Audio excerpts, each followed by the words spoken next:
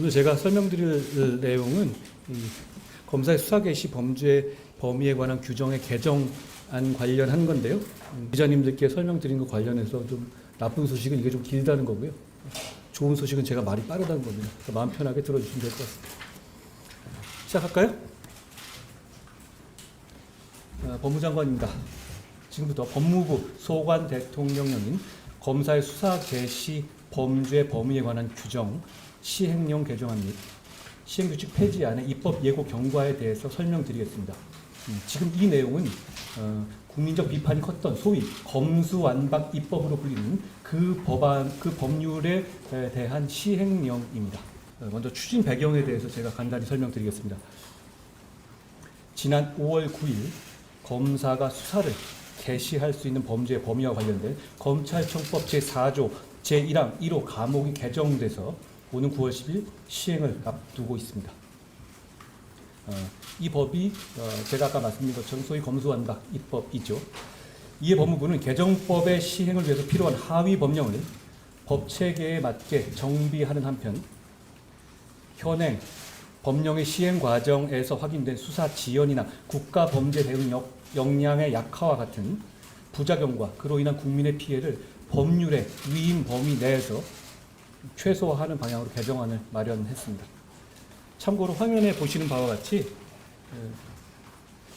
현재 수사 지연으로 인한 국민 피해가 심각한 상황이고요. 저건 이제 변협의 이 자료입니다. 73.5%의 사건 관계인이 수사가 지연되고 있다고 느끼고 있습니다. 그리고 2021년 현행 법령 시행을 전후해서 부패 범죄의 수사가 큰 폭으로 감소하였음을 통계적으로 확인할 수 있습니다. 다음으로 개정법상 검사의 수사 개시 규정 내용에 대해서 설명드리겠습니다. 검찰청법은 부패 범죄, 경제 범죄 등 대통령령으로 정하는 중요 범죄라고 규정하고 있습니다. 그래서 중요 범죄의 구체적인 범위를 정부가 대통령령을 통해서 설정하도록 위임하고 있습니다. 참고로 우리 헌법과 형사소송법을 비롯한 다수의 법률에서는 이와 유사한 방식의 규정을 하고 있는데요. 예시적 열고와 함께 구체적인 내용을 하위 법령에 위임하는 규정 방식을 채택하고 있고요. 이건 상당히 흔하고 일반적인 규정 방식입니다. 예를 들어 보겠습니다. 헌법 제12조 제5항은 체포, 구속, 통제 상대방에 관해서 가족을 포함한 구체적인 통제 상대방을 법률에서 구체화하도록 위임하고 있고 그 위임에 따라서 형사소송법 제200조의 6에서 그 헌법이 얘기하고 있는 등의 범위를 정해서 변호인이나 법정 대리인 등 헌법이 열거하지 않은 통지 상대방을 구체화하고 있음을 확인할 수 있습니다. 무슨 취지냐면 저 취지가 체포동 구속을 당한 자의 가족 등 이렇게 돼 있죠. 그런데 그 취지가 저 앞쪽에 예시하고 있는 것에 한정하고 있는 취지는 당연히 아니라는 겁니다. 그렇기 때문에 형사소송법에서는 저 앞쪽에 예시하고 있는 사람들 외에 변호인 등도 이 하위 법령에서 구체화하고 있는 것이죠. 저희도 그러니까 법률에서 규정하는 내용이 예시와 위임이기 때문에 대통령령에서 그 범위를 정할 수 있는 겁니다. 개정 검찰청법에서도 지금 말하는 검수완박법입니다. 하위 법령인 대통령령에서 중요 범죄의 구체적인 범위를 정하도록 위임하였다는 취지인 분명합니다. 문구가 똑같죠? 국회가 만든 법률이 그렇게 돼 있는 건데 그 법률대로 하는 것을 뭐 시행령으로 법률을 무력화해 탄다는 식으로 얘기하는 것은 법에도 맞지 않고 상식에도 맞지 않는 이야기입니다. 그리고 2019년 12월 검찰청법의 개정 당시 이런 방식 그러니까 6대 범죄 등으로 이제 규정하기 시작한 처음의 범죄죠. 그 당시에 국회에서 밝힌 수정 이유를 한번 보겠습니다. 그때 뭐라고 말하고 있냐면 그 외 검사의 직접 수사 개시 범위를 대통령령으로 정하도록 하여 구체적 타당성을 갖추도록 함이라고 명시하고 있죠. 지금 규정 방식은 2019년과 지금의 검수완박법이 다른 방식을 취하고 있지 않습니다. 똑같죠? 앞에를 6개를 예시해놨느냐 2개를 예시해놨느냐의 차이일 뿐입니다. 올해 5월 바로 이 검수완박 검찰청법 개정 과정에서도 여러 논의 끝에 중이라는 문구를 등으로 환원해서 최종 의결한 점에도 명확히 나타납니다. 법사위에서는 처음에 중으로 법안을 만들었죠. 그러니까 그 두 개에 한해서 대통령령으로 정하라는 취지로 만든 것이었습니다. 그런데 정작 본회의에서는 등으로, 중이 다시 등으로 수정해서 의결됐습니다. 그러니까 그 의미를 혼동한 것도 아니라는 것이 속기록을 봐도 분명히 드러납니다. 법을 해석함에 있어서 법 문헌을 넘어서는 입법 취지라는 것은 법이론상 있을 수 없습니다. 개정검찰청법상 검사의 수사 개시의 범위는 예시 범죄 및 대통령령을 통해서 구체화될 그 외의 중요 범죄라는 점이 법 문헌의 해석상 이론의 여지가 없는 겁니다. 다만 이번 시행령 정비 과정에서는 중요 범죄의 예시를 부패 범죄와 경제 범죄로 변경한 입법 과정 등을 생각해서 이미 존재하는 다른 법률 개념 등을 바탕으로 부패와 경제 범죄 개념과 범위를 필요한 한도 내에서 한정해서 특정하고 그 외에 대통령령으로 정하는 중요 범죄는 최소한으로 규정하는 방향으로 개정안을 마련했습니다. 취지는 얼마든지 넓힐 수 있는데 넓히는 것을 국회 취지를 감안해서 두 개 위주로 가고 그 외에 진짜로 필요한 부분만 최소한으로 굳히겠다 이런 이야기입니다. 이어서 개정안의 구체적인 내용에 대해서 말씀드리겠습니다. 먼저 검사의 수사가 가능한 중요 범죄의 유형이 부패 범죄, 경제 범죄 등으로 변경됨에 따라서 국민들께서 납득하실 수 있는 부패 범죄, 경제 범죄 정의 규정을 마련했습니다. 그리고 이에 해당하는 구체적 범죄들을 별표를 활용해서 명확하게 특정했습니다. 기존에는 부패 범죄가 뭐냐, 경제 범죄가 뭐냐 이런 거에 대해서 정의 규정조차 없었거든요. 근데 이거 굉장히 모호한 개념이라는 거 이해하시겠죠? 저희는 이 모호한 개념을 어떻게 구체화했냐면 기존에 있는 법률을 법률상의 개념을 많이 원용했습니다. 예를 들어서 기존에 있는 법률이라든가 개념 중에서 부패 행위, 부패 범죄라고 하는 규정들이 있습니다. 거기에 포섭되는 부분들을 가져오는 방식으로 규정했다는 취지입니다. 설명드리겠습니다. 현행의 기존 시행령, 지금 현재 시행령이 부패 범죄나 경제 범죄에 대해서 합리적인 기준 없이 자의적으로 수사 대상 개시 범죄를 과도하게 제한하고 있습니다. 그런 반면에 저희 개정안에서는 이미 존재하고 있는 법령상의 부패, 경제 개념 등을 바탕으로 부패, 경제 범죄 유형에 해당하는 범죄들을 면밀히 검토해서 새로 시행될 법 체계에 맞게 개정안을 마련했습니다. 부패 범죄의 경우에 부패 재산 몰수 특례법, 이게 우리 법이거든요. 몰수에 관한 건데 이 뜻은 이제 부패 재산이라는 부패 범죄에 쓰인 재산을 몰수한다는 그런 법이죠. 여기에 규정된 전통적인 부패 범죄를 비롯해서 직권남용 등 공무원의 직무와 관련된 부패 범죄와 청탁금지법 위반 등 공직자의 청렴 의무 위반 범죄, 불법적인 이익 결부된 선거 관련 범죄, 각종 보조금 관련 범죄, 그리고 범죄 수익이나 자금 세탁과 관련된 범죄 등을 포함했습니다. 경제 범죄의 경우에는 사기, 공갈, 횡령, 배임 등 대표적인 경제 재산 범죄를 비롯해서 국가의 재정 기반을 위태롭게 하는 조세나 관세 포탈 범죄, 대규모 민생 침해를 유발하는 금융 관련 범죄, 건전한 거래 질서를 위협하는 공정거래 범죄, 국가 경쟁력의 기반을 침해하는 기술 침해 범죄, 서민 생활의 근간을 위협하는 부동산 범죄, 불법적인 경제활동과 관련된 마약류 범죄와 조직범죄를 포함했습니다. 마약류 범죄와 조직범죄에 대해서 제가 말씀드리겠습니다.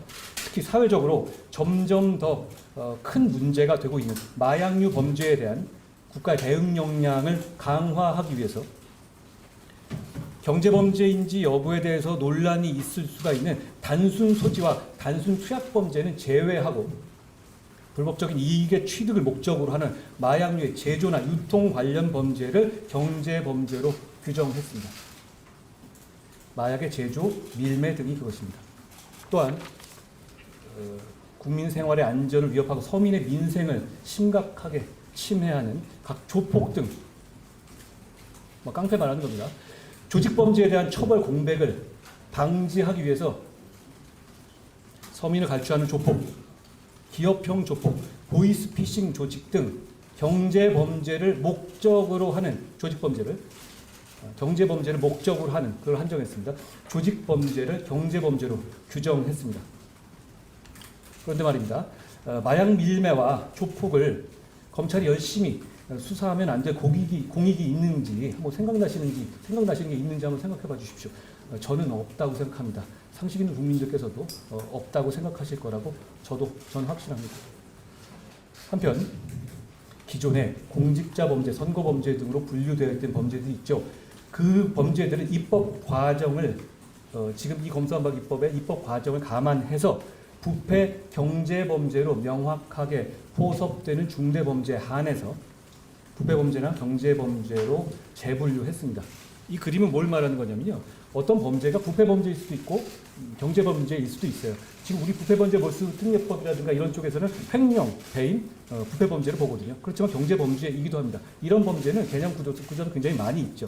또 예를 들어서 무슨 좀 뒤에 얘기하겠지만 방위산업 범죄 중에서도 방위산업 관련한 어떤 경제적인 이익을 빼내거나 거기 횡령이 일어나거나 이건 경제범죄나 부패범죄에 포함되겠죠. 그러니까 여러 가지 교집합이 있을 수 있는 개념이라는 얘기입니다. 이 개념 분류 자체가. 그런데 아까 제가 초반에 말씀드린 것처럼 기본적으로 이 법은 대통령령이 중요 범죄를 판단해서 확장할 수 있도록 위임하고 있습니다. 그러니까 그 구분이 그렇게 굉장히 중요한 문제는 아닌 것이죠. 다만 저희는 입법 과정에서 있었던 여러 가지 논의들을 감안해서 가급적이면 부패 범죄와 경제 범죄를 재편입시키는 방향으로 그 취지를 나름대로 살렸다는 뜻입니다. 물론 여기에 한정하는 것은 아닙니다. 나중에 제가 설명드리겠지만 몇 가지 경우에서는 이 두 가지에 해당하지 않지만 저희가 중요 범죄로 판단해서 대통령령으로서 확장하는 부분이 있습니다. 그 부분은 제가 좀 이따 설명드리겠습니다. 하나의 죄가 두 가지 이상의 범죄 유형에 해당하는 경우는 그러니까 많다는 말씀이고요. 그렇기 때문에 기존의 부패, 경제 범죄 이외의 유형에 속하는 것으로 편의상 분류된 범죄도 그 본질적인 성격에 따라서 부패, 경제 범죄로 재분류했습니다. 그러니까 지금 있는 분류들이 그렇게 무조건 논리적으로 논리 필연적인 분류는 아닌 것이에요. 그러니까 무슨 뜻이냐면 뒤에 제가 설명도 하겠지만 직권남용 같은 경우 지금 공직자 범죄로 들어가 있잖아요. 그런데 그거 지금 부패 범죄로 분류하고 있는 예가 굉장히 많아요. 2018년에 있었던 박상기 김부겸 합의에서 봐서도 부패 범죄 범위 내에 직권남용을 포함하고 있죠. 자, 설명드리겠습니다. 예를 들어서 말이 나왔으니까 직권남용죄를 볼게요. 공무원이 권한을 남용해서 직무수행에 공정을 침해하는 범죄가 직권남용 범죄이죠. 본질적으로 이 범죄는 공직자가 범한 부패 범죄의 성격을 갖고 있기 때문에 개정안에서는 부패 범죄로 규정하고 있습니다. 현대의 부패 범죄는 큰 틀로 봐서는 돈을 받는 뇌물과 공직자가 공직을 팔아먹거나 공직을 남용하는 직권남용의 양대 축으로 운용됩니다. 그러니까 직권남용이 공직자 범죄이기도 하지만 부패 범죄에 해당하는 것에는 저는 다른 특별한 불만이 없을 거라고 생각합니다. 자, 이건 그런데 이렇게 제가 자의적으로 뇌피셜로 판단하는 게 아니고요. 직권남용의 경우에 기존에 있는 부패 방지 권익위법에서도 부패 행위라고 명확하게 규정하고 있고요. 그리고 지금 국민권익위 홈페이지를 보시면 아시겠지만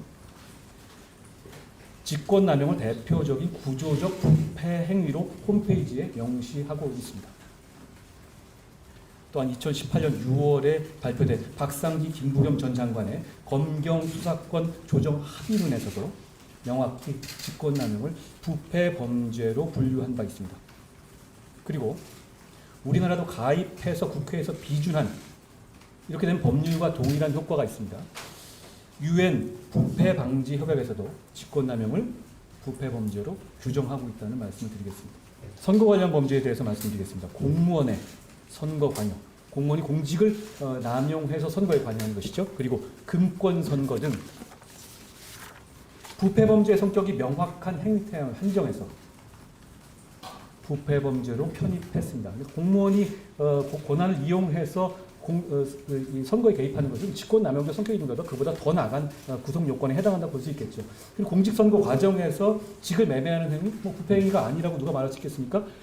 이렇게 부패 범죄 성격이 명확한 행위 태양만을 한정해서 부패 범죄로 편입한 겁니다. 예를 들어서 무슨 허위 사실 공표라든가 이런 부분을 저희가 이 부패 범죄로 포함시키겠다는 취지가 아닙니다. 매수 및 이해 유도, 기부행위 등은 불법적인 이익의 핵심적인 범죄 성립의 요건이죠. 그리고 부패 행위를 수단으로 선거의 공정성을 침해하는 범죄이기 때문에 일부 선거 범죄는 이미 제가 아까 처음에 말씀드린 부패 재산 몰수 특례법상의 부패 범죄로도 규정되어 있습니다. 그러니까 선거 범죄는 부패 범죄 아니다 이런 얘기는 당연히 성립하지 않고 그건 기존에도 그래 왔습니다. 그리고 소위 말하는 그 검수완박법의 취지가 선거 범죄는 무조건 처벌받지 않을까요? 검찰 수사 받지 않을까요? 저는 그런 의미로 해석되지는 않습니다. 설마 그렇게 만들었겠습니까? 또한 기본적으로 방위산업범죄의 일종이라고 할 수 있는 방위산업기술보호법 위반의 경우에도 방위산업이라는 경제 분야에서 어떻게 보면 경제 분야를 굉장히 좁혀서 말하는 것이죠. 기술 유출을 통해서 불법적인 이익을 취득하는 범죄로서 경제 범죄의 성격을 겸해서 가지고 있습니다. 새 법이 방위 산업에 관해서만 경제 범죄가 되는데도 불구하고 검찰이 수사를 하지 말아야 한다. 중요 범죄가 아니다. 이런 규정은 아니지 않겠습니까? 경제 범죄 성격을 같이 공유하고 있습니다. 그렇기 때문에 저희는 경제 범죄로 규정했습니다. 참고로 다시 한번 말씀드리지만 이런 범분류는 상위법인 법률을 위임해서 아까 말씀드린 것처럼 기본적으로 중요 범죄 범위를 대통령에 위임한 기본 하에서 말씀드리는 겁니다. 법체계에 맞게 하위 법령을 정비하는 것이고 법률의 위임 범위를 벗어나서 수사 범위를 확대하는 것이 전혀 아니라는 점 다시 한번 말씀드리겠습니다. 다음으로 법률에서 지금까지 말씀드린 건 저희가 부패 범죄와 경제 범죄 카테고리에 집어넣은 부분을 말씀드린 거죠. 다만 아까 처음 말씀드렸지만 여기에 꼭 국한되지 않는다는 취지는 저희가 입장은 어떤 건 이해하시겠죠. 왜냐하면 법률이 명확하게 위임하고 있기 때문입니다. 이렇게 중요 범죄를 예시한 부패 경제 범죄 이외에 저희가 중요 범죄로 대통령령에서 별도로 규정한 부분이 있습니다. 그것에 대해서 지금 말씀드리겠습니다. 초반에 제가 설명드렸다시피 새 검찰정법 규정은 일정 유형의 중요 범죄를 등 대통령령으로 정하는 중요 범죄라고 규정해서 직접 열거한 두 가지 유형 이외에도 대통령령으로 다른 유형, 두 가지 외에 다른 유형의 중요 범죄를 구체화할 수 있는 권한을 명시적으로 대통령령에 위임하고 있습니다. 제가 반복하지만 이게 아주 기본적인 전제이기 때문에 반복해서 말씀드리는 겁니다. 제가 말이 빠르기도 하고요.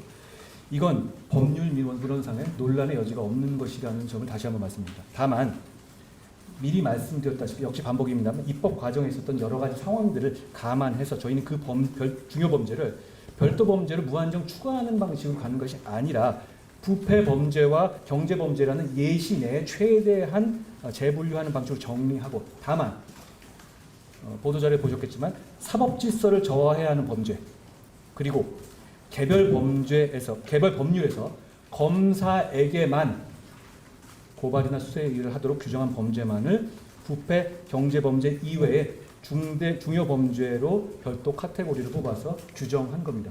먼저 무고죄나 위증죄와 같이 국가의 사법질서의 근간을 위협하는 범죄에 대한 처벌의 공백을 방지하기 위해서 사법질서 저해 범죄를 중요 범죄에 포함했습니다.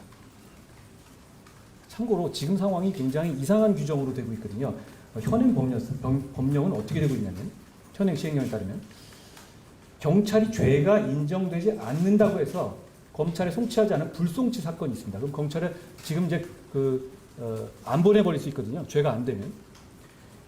이런 경우에는 고소인 등의 무고 혐의가 인정되더라도 검사가 수사를 할 수가 없습니다. 왜냐하면 사건 자체가 오지가 않으니까요. 반대로 경찰이 혐의가 인정된다고 송치된 범죄에 한해서만 검찰이 무고 수사를 할 수 있는 거죠. 그럼 경찰이 잘못 수사한 아주 일부 경우에만 무고 수사가 이루어질 수 있는 겁니다. 이게 이상하다는 것은 두말할 필요가 없을 겁니다. 생각해 보시죠. 무고죄는 본질적으로 죄가 안 되는 사안을 허위로 고소한 거잖아요. 그런데 정작 경찰이 죄가 안 된다고 판단해서 불송치하면 오히려 검사가 무고 수사를 할 수 없는 아이러니가 발생하는 것이고 이걸 우리가 몇 년 동안 해온 겁니다. 이걸 바로잡자는 것입니다. 이 시행령은 그걸 바로잡자는 거고요. 그리고 지금 대한민국에서 무고죄 처벌에 큰 공백이 생기고 있다는 것은 단순히 제 추측이나 어떤 저만의 이런 판단이 아니고요. 여기 보시는 통계상으로도 명확하고 심각하게 무고죄 처벌 공백이 생기고 있습니다. 분명히 드라마틱하게 줄어들지 않습니까? 2021년 기점으로 무고 인재 건수가 드라마틱하게 쪼그라들고 있는 사실이 통계상으로 분명히 보이시죠. 갑자기 우리나라 사람들이 허위고소를 안 하는 이렇게 갑자기 그런 결심을 집단적으로 한 건 아니지 않겠습니까? 저거는 처벌이 잘 이루어지지 않고 있다. 그러니까 무고로 인한 피해가 그만큼 많아지고 있다라는 걸 의미하겠죠. 국가가 허위고소를 한 사람들을 수사하지 않는 것은 허위고소를 부추기는 겁니다. 국가가 도대체 왜 누구를 위해서 그래야 합니까? 그걸 시정하겠다는 겁니다. 무고는 그것이 제때 처벌되지 않는다는 분위기가 만연하면 기하급수적으로 늘어날 수밖에 없는 성격이 있습니다. 왜냐하면 그래도 된다고 생각하고 마음 편히 거짓 고소를 하고 나아가서 정치적인 거짓 선동의 도구로도 쓰이게 됩니다. 지금 더 늦기 전에 이것을 반드시 바로 잡아야 할 때라고 생각합니다. 그렇기 때문에 저희는 중요 범죄의 범위에 사법 질서의 저해 범죄를 추가한 것이라는 말씀을 드리겠습니다. 그리고 개별 법률에서 국가기관이 오직 검사, 검찰총장에게만 고발이나 수사 의뢰를 하도록 하고 있는 경우가 있습니다. 그런 경우를 중요 범죄로 포함했습니다. 예를 들어서 이런 게 꽤 많거든요. 5.18 민주화 운동법이 그렇습니다. 그 이유는 검사를 고발 대상 기관으로 한정한 개별법의 취지를 존중하고 그 고발 등을 접수한 검사가 수사를 개시할 수 있는지에 대해서 혼동하거나 서로 논란이 있는 것을 방지하기 위해서 저는 이제 이 규정이 없어도 당연하다고 생각하는데 명확하기 위해서 시행령에서 해석상 논란의 소지를 차단하기 위해서 수사 개시를 할 수 있는 범위로 포함시킨 겁니다. 이 검찰청법이 다른 모든 기존에 있었던 특별법들을 무력화하는 것은 당연히 아닙니다. 그러니까 지금 야당에서 이렇게 검사에게만 고발할 수 있는 그런 거에 대해서 개정안을 냈겠죠. 그 뜻은 뭐냐? 개정안이 없으면 그 법이 유효하다는 뜻이겠죠. 자, 다음으로 수사 중인 사건에 대한 검사의 관련 수사 범위를 규율한 직접 관련성 조항의 개정안에 대해서 말씀드리겠습니다. 좀 오래됐으니까 많이 잊어버리셨을 것 같은데요. 수사 중인 사건에서 추가 수사를 할 수 있는 범위를 직접 관련성 있는 범죄로 한정하는 식의 규정이 있고, 그리고 그 직접 관련성의 범죄를 그 규정을 지난 정부 시행령에서는 굉장히 축소해 놨던 겁니다. 그걸 저희는 바꾸겠다는 겁니다. 검찰청법은 정작 검찰청법은 직접 관련성이라만 하고 있지 그 직접 관련성 있는 범죄의 의미를 한정하지 않고 제한 없이 허용하고 있습니다. 그런데 지금의 기존의 시행령은 그 범위를 자의적으로 지나치게 좁게 제한하고 있습니다. 그거가 여러 가지 문제점이 요 몇 년 동안 시행하는 동안 발생했는데요. 검사의 즉각적인 수사를 통해서 하나의 절차에서 이미 송치된 사건 중에서 신속한 종결이 가능한 사건까지 경찰에 보완 수사를 요구하거나 이송할 수밖에 없게 함으로써 부당한 절차 지연에 따른 심각한 인권 침해를 유발하고 있습니다. 예를 들어 보겠습니다. 권력형 성범죄 사건의 피해자가 제3자로부터 2차 가해를 받은 사실을 검찰에 진술했다고 생각해 봅시다. 그럼 정상적으로 하면 그 연장선에서 계속 수사를 해 나가는 것이 피해자 구제에도 좋고 수사의 효율성으로 좋고 사건이 금방 처리되고 그리고 그게 또 그 사회적 메시지를 줄 수 있지 않겠습니까? 그런데 지금 시행령에 따르면 그렇게 되면 검찰은 그 순간에 수사를 중단하고 경찰로 그 부분을 떼어내 이송해야 하고, 그리고 만약에 다른 사안으로 검찰이 보완 수사를 하다가 이 사람이 아니라 이 사람이 진범이다 라고 밝혀진 경우를 또 가정해보죠. 이런 경우에도 수사를 중단하고 사건을 경찰로 보내야 됩니다. 물론 그 과정에서 증거가 인멸되고 진범이 도망가도 속수무책인 상황이 되죠. 그게 지금 현재 시행령의 현실입니다. 바꿔 마땅합니다. 예를 들어볼까요? 전에 제가 들어봤던 얘기인데 어떤 어린이집에서 보육교사의 아동학대 사건이 발생해서 경찰이 1차로 수사하고 검찰에 송치를 했는데 검찰에서 피해 아동을 수사하는 과정에서 또 다른 보육교사의 추가 학대 사실이 밝혀지는 경우가 있을 수 있습니다. 실제로 많이 있었던 사례예요. 그런데 지금의 제도에서는 역시 그러한 경우 검사가 추가 학대 범행을 수사할 수 없기 때문에 그 부분만 분리해서 경찰에 이송해야 되고 그 아동은 경찰에 다시 가서 조사를 받아야 합니다. 그러한 불필요하고 부당한 절차 지연으로 인해서 피해 아동은 즉각적인 수사와 보호 조치를 받지 못하게 되는 인권 침해가 필연적으로 발생하는 겁니다. 이게 도대체 왜 필요한지 혹시 뭐 이게 이걸로 인해서 얻을 수 있는 공익은 뭐 제가 보기에는 상상이 안 갑니다. 경찰도 좋을 게 없고 검찰도 좋을 게 없고 피해자도 좋을 게 없고 심지어 피의자도 좋을 게 없습니다. 이러한 국민의 피해를 최소화하기 위해서 이미 수사가 진행 중인 사건, 이미 진행 중인 사건이니까 개시된 사건을 말하는 게 아니에요. 그러니까 여기서 더 추가 수사하는 범인이 그렇게까지 협소하게 볼 이익이 없거든요. 그러니까 이미 수사가 진행 중인 사건과 범인, 범죄 사실, 증거가 공통되는 관련 사건은 기존 사건의 연장선상에서 검사가 계속 수사할 수 있도록 범위를 합리적으로 조정하는 방향으로 개정안을 마련했습니다. 다만 여기에 대해서 우려를 제기한 분이 많이 있었는데 그럴 경우에 우려하실 수 있는 자의적인 수사 확대를 방지하는 장치로서 형사소송법 제198조 사항의 별건 수사 금지 조항을 원형해서 그런 우려를 불식시키도록 조치하였습니다. 그러니까 지금 이 직접 관련성 조항은 그 별건 수사를 막자는 취지에서 만든 거기 때문에 그 규정을 원용하는 정도로도 충분히 우려, 기존의 법이 갖고 있는 우려를 실현할 수 있기 때문에 저희는 그 법을 그냥 원용한 겁니다. 마지막으로 법무부령이 시행규칙의 폐지안에 대해서 말씀드리겠습니다. 이게 법무부령이 있다는 거 모르시는 분도 있을 거예요. 도대체 법무부령이 왜 필요한가요? 대통령령이 있고 여도 규정하면 되잖아요. 그런데 과거의 법무부령으로 이렇게 만들어 놓은 겁니다. 액수를 구분해서 5천만 원 이상만 해라. 뭐 이런 식으로요. 무슨 뭐 몇 급 이상만 해라. 재산 등록 의무자에 대해서만 하라. 이렇게 온 거죠. 현행 시행 규칙은 이 법무부령을 말하는 겁니다. 검찰청법에서 위임 규정을 두고 있지 않은데도 불구하고 중요 범죄 중에서 특정 신분이나 특정 금액 이상의 범죄에 대해서만 검사가 수사를 개시할 수 있도록 제한하고 있습니다. 이런 제한은 국가범죄대응역량의 필연적인 약화를 초래하고 수사의 진행에 따라 범죄 사실이 변화하는 현장의 수사 현실에도 전혀 맞지 않습니다. 그리고 지나치게 복잡해서 전문가도 마찬가지고 국민도 그렇고 예측 가능성이 없습니다. 예측 가능성이 없는 법은 사실 여러 가지 부작용을 초래할 수밖에 없거든요. 제가 봐도 모르겠는데요. 그럼 국민들은 더 모르지 않겠습니까? 예를 들어서 현행 제도상에서 보면 만약에 검사가 이거 5천만 원짜리 사건이다 라고 생각하고 수사 착수했는데 수사해보니까 500만 원이다. 이런 경우는 어떻게 해야 됩니까? 이거 그냥 뭐 죄가 안 된다고 털어버려요? 아니면 그냥 검사가 기소해요? 어떻게 해야 되죠? 상식적으로 판단하면 검사가 기소할 수 있어야 되는 거 아닙니까? 그런데 지금 이 시행 규칙에 따르면 경찰에 사건을 이송해야 됩니다. 이걸 왜 이렇게 해야 되죠? 게다가 보내왔는데 경찰하고 판단이 또 다르면 또 꼬입니다.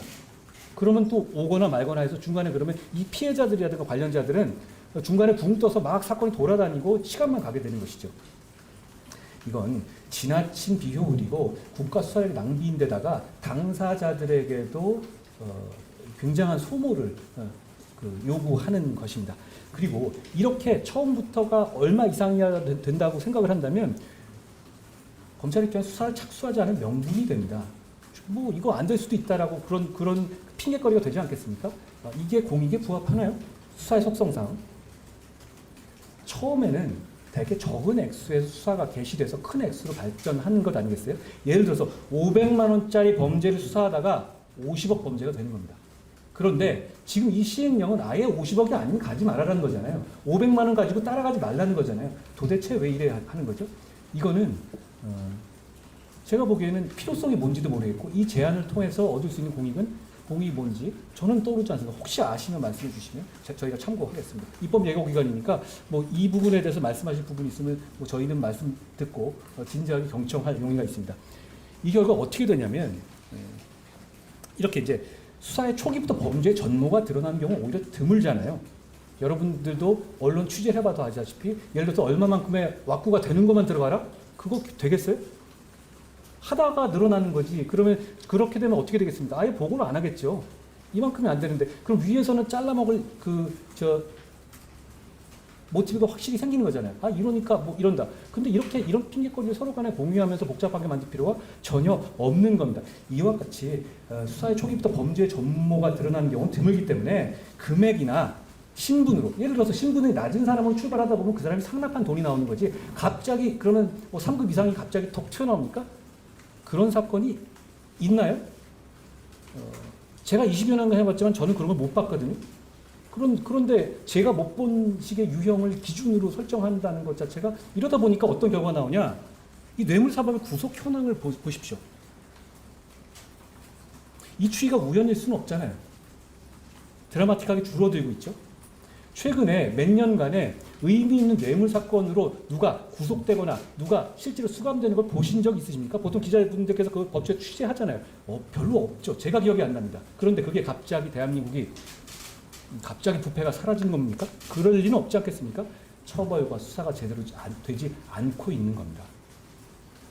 이렇게 되면 부패 수사는 더욱 쪼그라들게 될 거고요. 사회적 강자의 범죄는 처벌받지 않고 방치될 거고, 범죄를 저지르고도 처벌을 면한 그 범죄자는 선과 약자를 더욱 착취하게 될 겁니다. 저희는 그것을 막고 국민들을 범죄로부터 최대한 보호하는 방안을 만들기 위해서 이 시행령과 지금 이 시행규칙의 폐지안을 만든 것이라는 말씀을 드리겠습니다. 그리고 아까 처음 말씀드린 것처럼 대통령령이 있는데 별도로 법무부령을 만들어야 될 특별한 이유가 없어요. 필요하면 이 규정을 넣고 싶다면 대통령령에 넣으면 됩니다. 그게 뭐가 다른가요?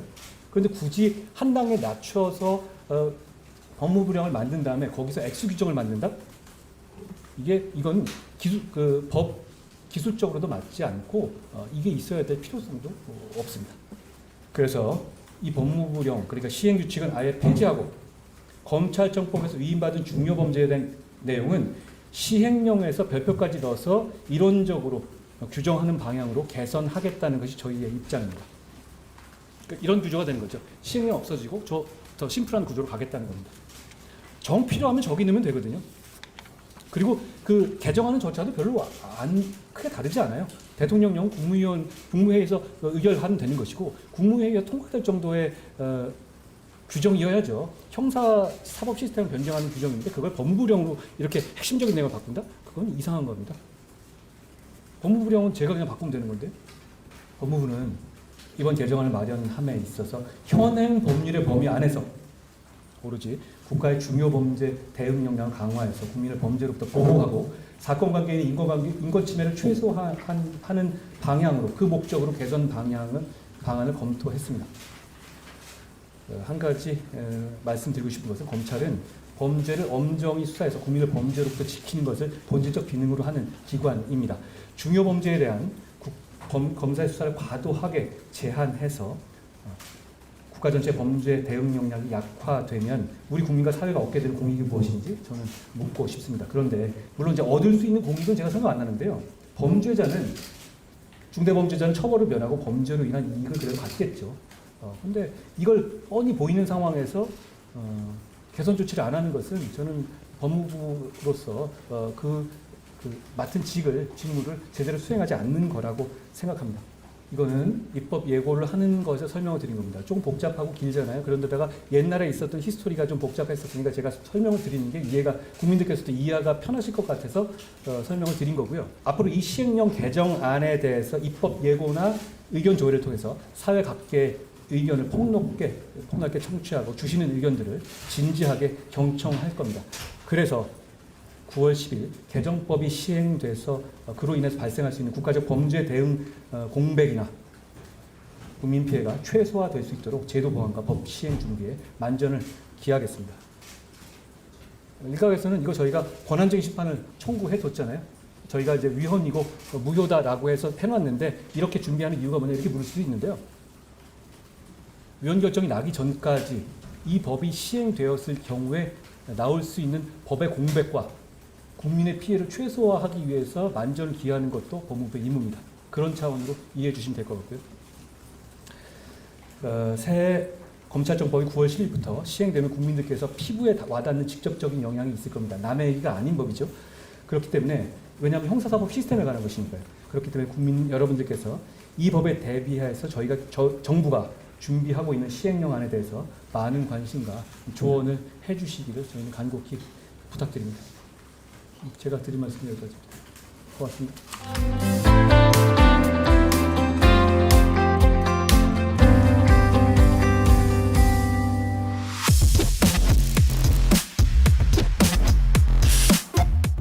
장관으로서와 법률가로서의 제 대답은 같습니다. 정확하게. 시행령을 만든다는 건요. 법률의 집행을 투명하고 객관적인 기준에 따라 하겠다는 의지입니다. 그 기준을 저희가 투명하고 객관적으로 공개하겠다는 취지다 이해해 주시면 좋겠고요. 이번 시행령은 법률이 행정부에 위임한 범위 내에서 하는 겁니다. 저 법률의 규정 형식을 보십시오. 보시면 저게 어떤 부분을 법률이 위임을 넘어섰다는지 것인지, 그러니까 포괄적으로 그냥 정치적으로 시행령 정치다 이렇게 말고 구체적으로 어떤 부분이 법률이 저희의 시행령이 법률의 위임 범위를 넘어섰다는 것인지 구체적으로 지적해야 하는데요. 그런 지적이 나올 것 같지는 저는 않습니다. 저 규정은 과거부터 있었던 규정 양식이고 저 규정의 해석은 법률가 누구를 보더라도 그 등과 그리고 그것이 변화하여 연역을 보더라도 그 취지가 대통령령에 그 구체할 수 있는 권한과 재량을 준 것이라는 점은 명확합니다. 이 얘기는 제가 법무부 장관으로서도 마찬가지, 법률가로서도 마찬가지 드린 겁니다.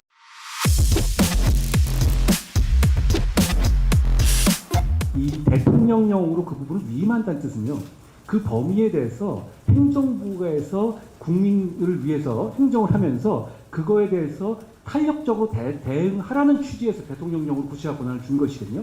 이걸 너무 정권적 차원에서 보실 게 아니고 저희가 기자님 이렇게 여쭤보겠어요.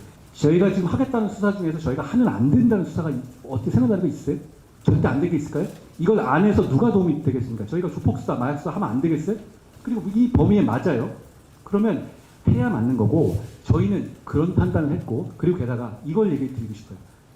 법적 안정성 말씀드렸는데 요 몇 년 동안에 지금 이렇게 시행해 왔지 않습니까? 이렇게 기이한 제도로. 그럼 이걸 통해서 과연 국민이 이익을 보고 안정적으로 사법 시스템이 굴러갔냐를 제가 반문하고 싶어요. 그렇지 않지 않습니까? 그렇지 않으면 만약에 그게 맞다면 저렇게 국민들의 77%가 사건 지원을 호소하지 않겠죠. 그렇다면 이건 재고해야 맞는 것이고요. 그건 법적 안정성이라는 것은 기존에 있었던 것이 괜찮았을 때 얘기 같아요. 그리고 말씀하신 것처럼 입법 예고 기간 동안이라든가 앞으로 이 과정을 통해서 저희가 국민들의 의견 그리고 여러분들의 의견 충분히 수렴할 겁니다.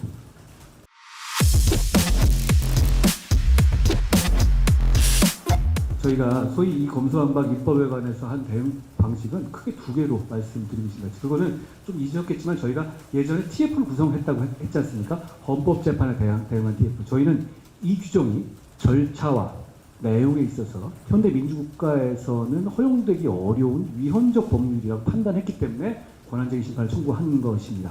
저희가 권한쟁의 심판을 청구한 취지는 단지 이 법도 이 법이지만 이런 절차, 그러니까 어떻게 보면 의원 빼내기라든가 무슨 쪼개기라든가 그리고 결정적으로 본회의에 올라간 법안이 원래 법안과 다르다든가 이런 식의 절차가 대한민국의 21세기에 허용될 수 있는지를 국민과 함께 묻겠다는 취지거든요. 굉장히 중요한 절차를 생각하고 이 부분에 대해서 최선을 다할 겁니다.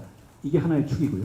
그렇지만 현실 세계에 사는 우리들은 이 법이 헌법재판이 늦춰지거나 할 경우에 시행됐었을 때 우리 현실에 살고 계시는 국민들이 입게 되는 피해를 최소화하고 그동안의 부패가 판을 치고 조폭과 마약에 판을 친 것을 막아야 될 필요가 있기 때문에 그거는 다른 영역에서 시행령으로 만들겠다는 취지인 것이죠. 9월 10일에 맞춰서 준비하고 있는 것은 큰 틀에서는 이 두 가지 정도입니다.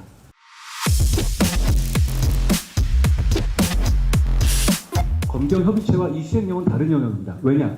이건 검찰청법의 하위 규정으로 검사가 직접 수사를 하는 것에 대해 관련된 부분입니다. 그러니까 검찰의 직접 수사의 범위는 경찰의 직접 수사 범위나 경찰의 처리에 아무런 영향을 미치지 않습니다. 경찰은 어차피 모든 수사 개시를 이건 저희는 수사 개시에 관한 규정이에요. 모든 수사를 개시할 수 있어요. 과거에도 그렇고 지금도 그렇습니다. 지휘를 받지도 않습니다. 경찰에게 어떤 의무를 부과하거나 저희가 경찰을 지휘하거나 경찰의 임무를 갖고 오는 방식의 내용이 아닌 겁니다. 이 시행령은. 아까 검경협의체가 하고 있는 검찰과 경찰의 서로 협력에 관한 부분과 좀 분리해서 봐야 할 것 같고 그 부분을 좀 혼동하신 거 아닌가 싶습니다.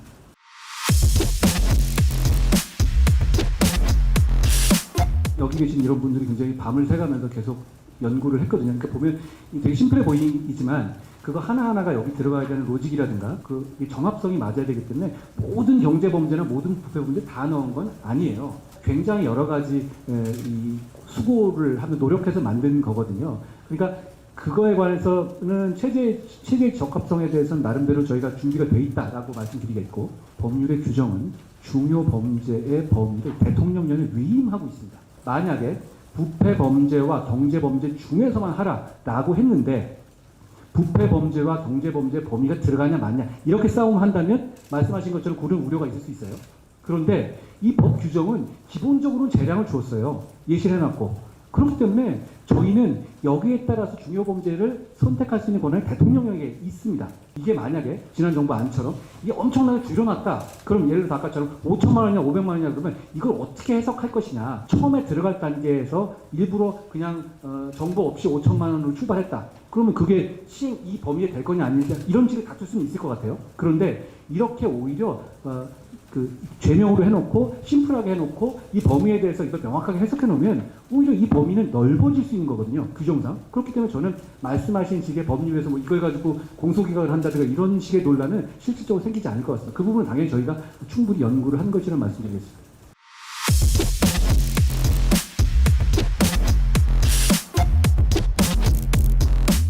저희가 이게 뭐 수학적인 문제가 아니라 이 국가기관은 기본적으로 막 서로 싸우는 것 같지만 기본적으로는 공의를 목적으로 하고 선의를 가지고 있어야 하는 기관이기 때문에 거기에 대해서 선우라든가 누가 언제 얼마만큼 진행됐냐 이런 걸 보고 얼마든지 그거는 같이 얘기할 수 있는 부분이고 지금까지 그렇게 해결해왔고 과거에도 사실 그렇게 해결해왔습니다. 과거에도 무조건 우리가 검찰이니까 무조건 뺏어온다 이렇게 운영되지 않았잖아요. 그러니까 그런 식으로 지금 과거처럼 운영될 수 있을 부분이고요. 한번 전체적으로 보십시오. 경제나 부패 국민들이 일반적으로 경제나 부패라고 생각하실 부분들 대부분의 범죄는 포괄하고 있습니다. 저희는 뭐냐면 가중규정 같은 거 다 넣어놨거든요. 사실 가중규정을 빼는 게 이상하잖아요. 똑같은 범죄인데 가중하는 범죄는 여기 안 들어갔다? 과거에는 그런 경우가 있었어요. 그러면 과거의 시행령에는 그러면 그거는 들어가는 거예요? 안 들어가는 거예요? 당연히 법률가로서는 들어가는 거지만 국민 안다고 판단하겠지만 국민들은 그렇게 안 볼 수 있거든요. 저희는 그런 부분에 대해서 이게 굉장히 많이 집어넣은 이유가 말로만 한 게 아니라 정의 규정을 해놓지만 실제로는 죄명별로 그걸 굉장히 특정을 해놓는 것이거든요. 그러니까 그걸 보시면 부패, 경제라고 일반적으로 생각하시는 범죄들 대부분은 들어간다. 이렇게 보시면 될 것 같습니다. 그리고 과거에도 검찰에 고소가 왔었을 때 그 뭐 경찰로 이송하거나 서로 간에 그런 경우는 많이 있지 않습니까? 그러니까 검경을 그렇게 뭐 대립관계라든가 경쟁관계라고 볼 건 아니고요. 사실 건강한 사법 민주국가라면 서로 간에 협력관계가 돼야 맞는 겁니다. 저희도 우리가 그 차원에서 같이 서로 협력할 방법을 찾을 겁니다. 그런데 이 부분은 아까 말씀드린 것처럼 경찰의 수사 범위를 줄이거나 경찰에게 뭐 지휘를 하거나 경찰에 부담을 줄일 내용이 아니기 때문에 경찰의 수사 개시와는 상관없는 겁니다.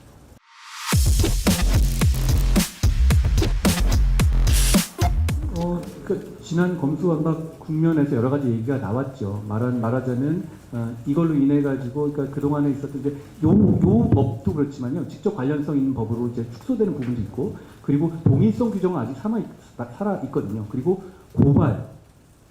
고발인의 경우 이의 신청이 허용되지 않는 부분도 있죠. 그러니까 그게 별거 아닌 것 같지만 숫자가 꽤 될 겁니다. 그리고 그걸로 인해서 생길 수 있는 루폴이 꽤 보일 거고요. 그러니까 이게 사법 시스템 자체를 좀 이 궤적을 바꾸는 그 성격을 가지고 있는 것은 분명합니다. 저희가 이 시행령을 통해서 그로 인한 피해를 최소화하고 국가의 부패 대응 능력의 약화를 최소화하기 위해서 안간힘을 쓴 건 맞아요. 그렇지만 그럼에도 불구하고 이 법 자체가 갖고 있는 내재하고 있는 그런 부분들의 그 우려는 사라지지 않았다라고 말씀드리겠습니다.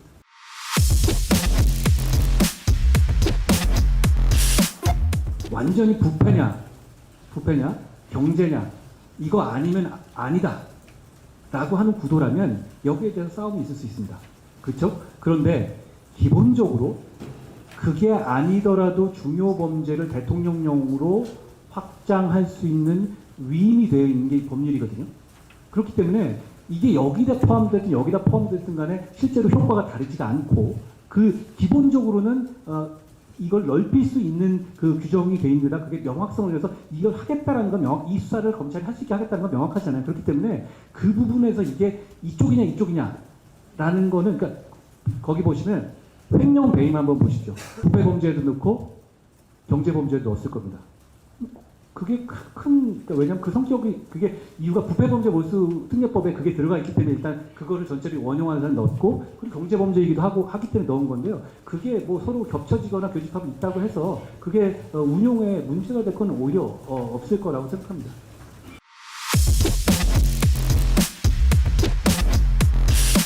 이렇게 보시면 됩니다. 규정이 바뀌었지만 저희는 기본적으로 기존에 있는 시행령의 문제가 굉장히 많았다는 겁니다. 그러니까 그게 두 개를 준 것도 문제지만 그 이전에 운용하던 시행령이 가지고 있던 문제점이 너무 컸어요. 그거를 저희가 보완했다라는 개념, 좀 다른 개념이죠. 검수완박을 굳이 검수완박이 없었더라도 그거는 했었어야 하는 조치다라는 겁니다. 그리고 이 경과 규정이 있기 때문에 잘 아시다시피 기존에 이미 진행 중인 사건에 저희 시행령 변경이 전혀 영향을 미치지가 않습니다. 그러니까 제가 어떤 특정 사건을 전제로 말씀드리지는 않고 그래서도 안 되겠죠. 이거는 그 특정 사건을 염두에 둔 사안이 아니고 그리고 특정 사안과 관련해서 지금 진행되고 있는 여러분들이 관심을 갖고 있는 사안에 대해서는 이 저희의 시행령 개정이 아무런 영향을 미칠 여지는 없죠.